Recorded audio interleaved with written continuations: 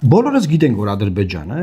ունի պահանջներ։ Սահմանադրությունը պետքա փոխել։ Պետքա սահմանադրությունից հանել մեր պետության կառուցման հիմնաքարը, որը մեր պետության քանդման մի մեխերից մեկն է լինելու, որը պետքա անի Փաշինյանը, եթե ընտրվի, որտեղ խոսք է տվել։ Մյուսը դեմիլիտարիզացիա, Ալիևը միշտ պահանջել է եւ Հայաստանը այդ ճանապարհով գնում է։ Մյուսը սահմանազատումը եղել է միակողմանի, մի հատ process է, որը սահմանազատում չի կարելի կոչել։ Մենք հանձնել ենք մեր վերահսկողության տակ եղած տարածքներ 4 գյուղեր ըստ Ադրբեջանի եւ Ադրբեջանը ոչ մի միլիմետր դուրս չի եկել իր օկուպացրած տարածքներից։ Ու այդ process-ը կանգնած է։ Հայաստանի զինանշանի փոփոխություն Արարատ լեռը պետք է այնտեղից հանվի։ Մյուսը հայրաքելական Սուրբ եկեղեցու գլխատում։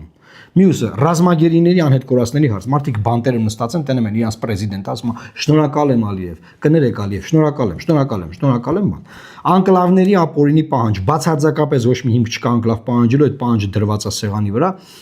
Եվ դրա զիջումները Հայաստանի համար ֆունդամենտալ առանցքային խնդիրներ առաջացնում, որովհետև կորցնելու ենք ռազմավարական ճանապարհներ։ Եվ մյուսը Հայաստանից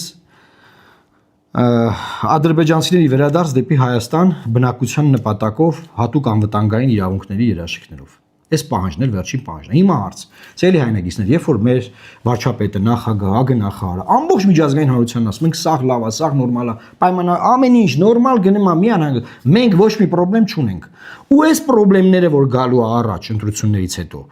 դուք ո՞նց եք միջազգային հանրությանն ասելու, բաց թե խնդիր առաջացավ, չենք համաձայնում, այս հարցում ո՞նց եք ասելու։